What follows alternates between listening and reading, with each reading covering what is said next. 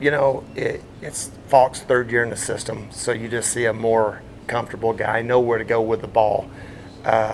It's like anything else. I think the key for us, same thing as we tried to do against Webb, same things we tried to do against Mahomes.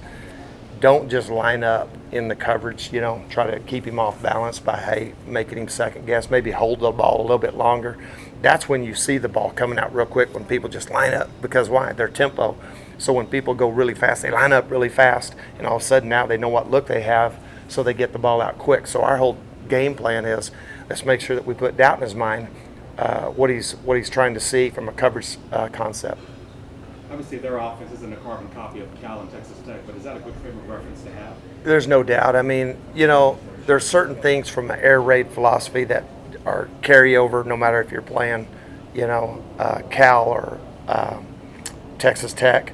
It's all the same origin, but they're all a little bit different as well, because, there's always difference in personnel. Mahomes caused different problems than Davis Webb. Davis Webb creates different problems than Falk. So I think that a lot of it can be personnel driven, but the concepts are quite the same. What do you think was the biggest thing that allowed Colorado to get over 300 yards rushing? That's a great question. I think, honestly, a culmination of a lot of things that I probably don't have time to get into. But, I mean, it just – I don't know if anybody can watch that and go, here was the problem. And because it wasn't, obviously – didn't like the way we tackled. A lot of missed tackles, multiple missed tackles, opportunities, and then, there's a plethora of things that I could point out, but we don't have time.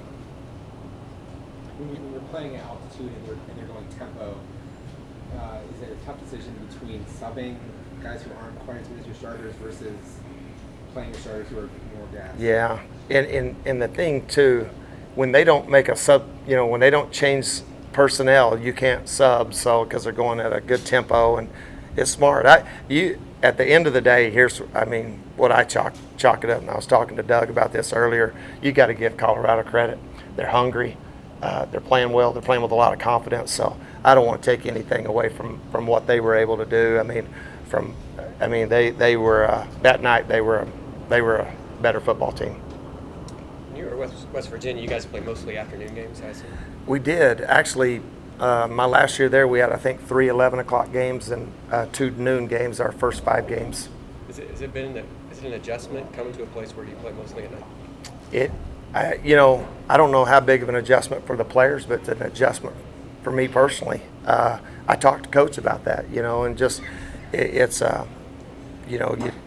typically, there's games where we get home 3 o'clock in the morning, 3:30 in the morning, and it's different. And then also the mental stress that kids are under. They're game planning all week, and they're studying and taking tests during the week, and then they got to stay locked in till 7 o'clock on a Saturday night. So there's a lot of mental stress, not just on the staff, but as well as the players. Yeah, it's different, and it is an adjustment, no doubt. With Sam out as long as he's been out and Fiso coming in late, how's that affected just the linebacker play?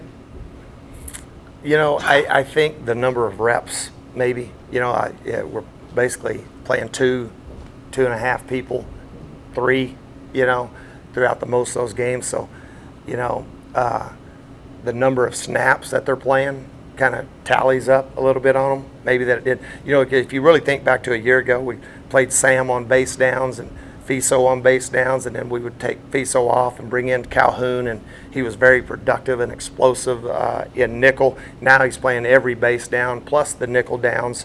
So, if you look at it from the Cal game, I think he played 101 plays, not counting special teams, and then 80-something the next week and 80-something the following week. DJ'd have to speak for himself, but that would be maybe one way it could possibly affect you.